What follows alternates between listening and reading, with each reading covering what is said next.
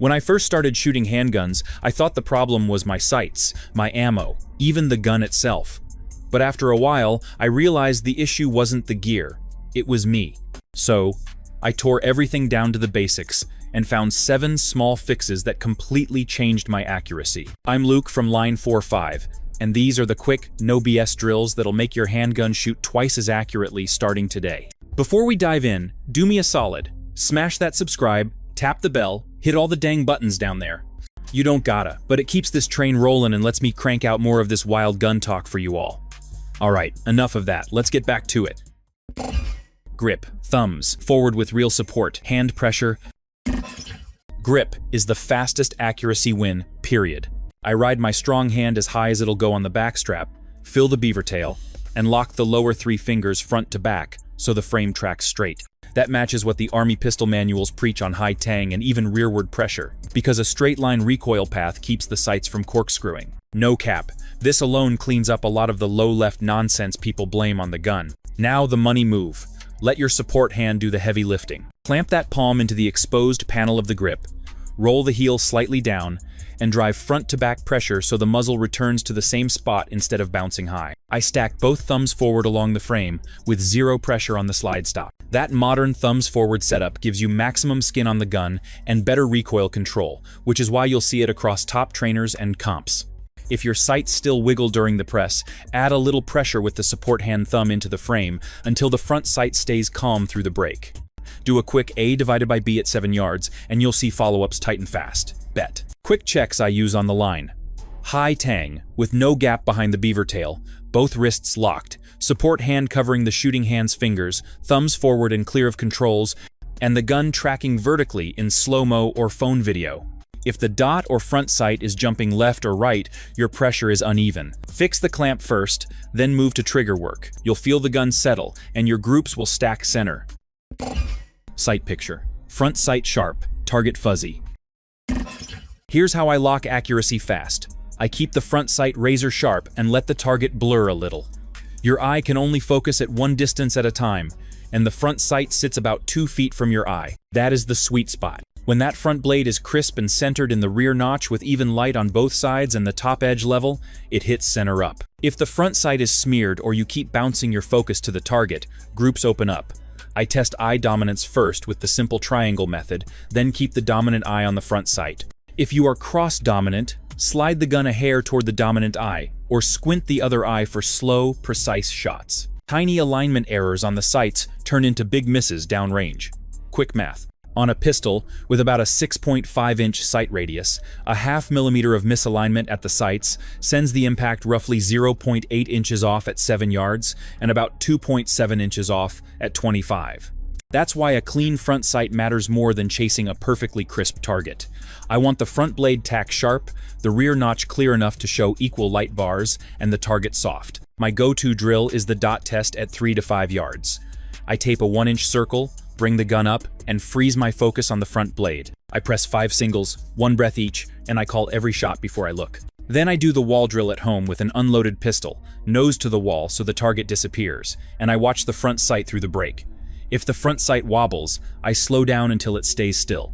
If you run a red dot, focus on the target and float the dot on it. Different tools, same rule. Keep one thing perfectly sharp, and your groups tighten. Trigger control. Pad of the finger, straight back. Trigger work is the part where perfect fundamentals either pay off or fall apart, so I treat it like a microscope on every bad habit. I put the pad of my finger on the face of the trigger, not the tip or the second joint, and I press straight back along the gun's bore axis. I think in 2 steps. Take up the slack until the trigger stops moving, then drive steady pressure through the brake without anticipating the recoil. If you slap or jerk, the sights sail, and all the other good stuff you fix stops mattering. When I coach folks, I have them slow everything down until the front sight never leaves the target during the press. Micro movement is fine, big movement is not. For that reason, I use the ball and dummy drill and single round slow reps. Ball and dummy teach you to feel the difference between a smooth press and a flinch. Slow single reps with sight tracking show whether you're actually moving the sight or just telling yourself you are. Film it on your phone in slow motion. If your front sight dives or snaps at the moment of break, slow your press and square your grip again. Do the mental work too. I call the shot before I look, keep my hands relaxed until the break, and force a half second of follow-through so I can confirm the sight picture. Log results. If you see improvement after a week of consistent slow reps and drills, you're on the right track. If not, record a practice set and post it for critique. Honest feedback will shave months off trial and error. Bet. Breathing. Natural pause. Don't hold tension. I breathe like a shooter, not a statue. I don't clamp my lungs and freeze. I cycle normal breaths. Exhale about halfway. Settle. And press the trigger inside that natural pause. That quiet window usually runs 6 to 8 seconds for most people, and it gives you the lowest muscle tension and the steadiest front sight. If you force a long hold, you tense everything, and the sight starts to dance. Why that works is simple physiology. Respiratory motion and tiny heart movements shift the sights, and an overheld breath reflexively tightens shoulders, jaw, and fingers. Research and practical marksmanship guides show that a calm exhale reduces involuntary movement and creates a predictable firing window. My routine is intentional. Inhale on the reset, exhale halfway, find the pause, and commit the press.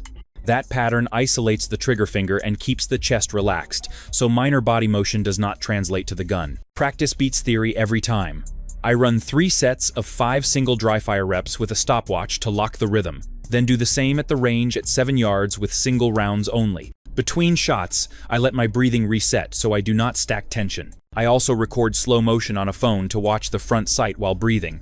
If the sight moves during the pause, I slow everything down until it stays still. For rapid strings, I time my breathing to avoid the heart rate spike that follows sustained fire. Pair breathing work with grip and trigger drills, and you'll see speed and accuracy both improve. Breathe right, press slow, and stick to one rule. 1 breath, 1 clean press. Train that habit for a week, and your groups will stop wandering. Record every session and compare group photos to see real progress and hold yourself accountable for sure. Stance. Modern isosceles. Feet do the work. I use the modern isosceles because it gives me a repeatable, skeletally supported platform that soaks recoil and gets my sights back on target fast. Feet about shoulder width, toes pointed roughly at the target, knees soft, and a deliberate forward lean into the shot. That body position transfers recoil straight back into my frame instead of twisting my wrists. Police and military trainers, plus a ton of competitive shooters, favor this stance because it relies on bone alignment and balance more than muscle tension, which means follow-ups tighten naturally. When I set up on the line, I start with the feet, not the gun. I put the support foot a hair forward for balance, while keeping both feet under my shoulders, squat the knees just enough to lower my center of gravity, and push my weight slightly onto the balls of my feet so I can absorb recoil and move if needed. Shoulders stay relaxed and square to the target, elbows locked but not rigid, and the gun is close to the midline, so recoil is a straight line path. That modified isosceles tweak, a staggered foot and slight forward lean, fixes the common topple backward problem and keeps my follow-ups fast and on point. Practice like I do. Dry fire reps focusing on the platform, then 5 single live rounds at 7 yards, concentrating only on stance and sight recovery. Film your drills and check slow motion for vertical tracking and body bob. If your sights climb and never return to the same notch, adjust foot placement and lean before digging into trigger work. The stance won't magically cure all problems, but paired with solid grip and trigger control, modern isosceles gives you the most reliable baseline for tighter groups. Follow through. Hold the sight picture. Follow through is the glue that turns a decent shot into a repeatable hit. When I fire, I keep my sights on the target and freeze my trigger hand for a beat after the break. Then reset slowly and deliberately so recoil doesn't erase what I just built. The Army marksmanship shot process lists follow-through as a distinct post-shot phase for a reason. Pre-shot sets you up, the shot is the execution, and follow-through is where you confirm and learn. When my follow-through is solid, I can feel whether the press was clean or if I cheated it, and that feedback is the fastest way I've found to stop guessing and start fixing. Calling your shot is part of follow-through work, and I treat it like a habit, not a trick. I force myself to watch the front sight through the bang, read where the sights moved at the moment of discharge, and say the result out loud before looking. That mental snapshot is what trainers and competitive shooters teach as shot calling, and drills that force you to call hits dramatically speed up learning because you stop relying on target checks and start trusting sight feedback. I run short live fire sets where I call each shot and then verify, and I mix in a 1-minute dry fire follow-through sequence so the motion becomes muscle memory. Do this every range session, 5 slow, deliberate singles focusing only on holding through the break, then 10 called shots with record keeping. Film the set in slow motion and compare sight behavior between sessions. If your follow-through improves, your groups will show it faster than any gadget ever will. Daily dry fire routine. I keep my dry fire routine simple and brutal. 10 minutes a day, same time, same place, and each rep has a purpose. Start with grip reps, 10 slow draws to the ready position, focusing on consistent pressure and thumb placement. Move to 5 front sight fixation reps, where I bring the gun up and hold the front blade razor sharp for a full second before pressing. Finish the set with 5 slow trigger presses, focusing on pad contact and smooth rearward motion. Key drills I run are ball and dummy, coin, wall, and dot. Ball and dummy teach you to feel a surprise break, so flinch shows up on day 1. Coin drill forces a clean sight picture during the press by balancing a coin on the muzzle while you press slowly. The wall drill eliminates the target so you can judge front sight movement. Dot drill uses a 1-inch circle at close range to train front sight focus. 5 singles, call every shot, then check. Safety first. Always confirm unloaded, remove magazines, and clear the chamber before any dry fire. I stack the routine so fatigue does not make reps sloppy.